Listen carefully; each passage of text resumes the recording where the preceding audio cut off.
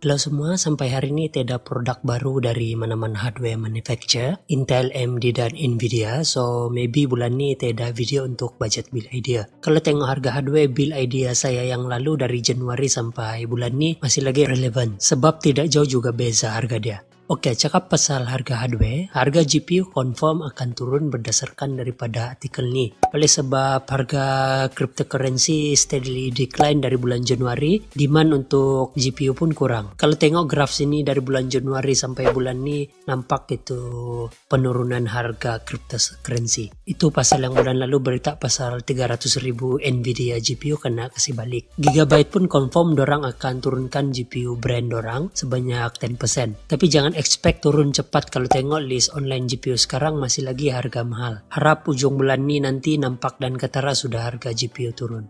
Intel juga confirm generasi ke-9 CPU dorang. Kalau tengok sini, line up semua generasi ke-9 Intel CPU. Top CPU dorang Core i9 ni yang ada 8 core 16 thread. So ketara dorang mau compete dengan top AMD CPU Ryzen 7 2700X yang juga punya 8 core dan 16 thread. Ryzen 7 2700X adalah Ryzen generasi kedua yang akan keluar nanti. Walaupun dari segi core count AMD menang, tapi top CPU pilihan di kalangan gamer masih lagi Core i7 8700K. Sebab gaming performance memang lebih tinggi daripada Ryzen walaupun cuma ada 6 core saja. Oke, yang terakhir budget GPU Nvidia GTX 1050 bersih 3GB sudah pun keluar.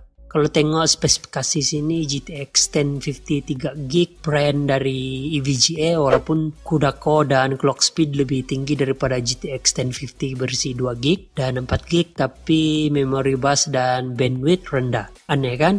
Nanti kita tunggulah keputusan performance test dia nanti kalau sudah keluar sama ada harga dia berbaloi atau tidak dan adakah dia lebih baik daripada versi GTX 1050 yang lain. Oke, saya percaya masih banyak lagi tech info yang lain tapi saya mau sentuh yang ini saja, oke? Alright, kalau kamu baru di sini dan senang dengan channel ini, jangan lupa subscribe. Jumpa lagi, bye.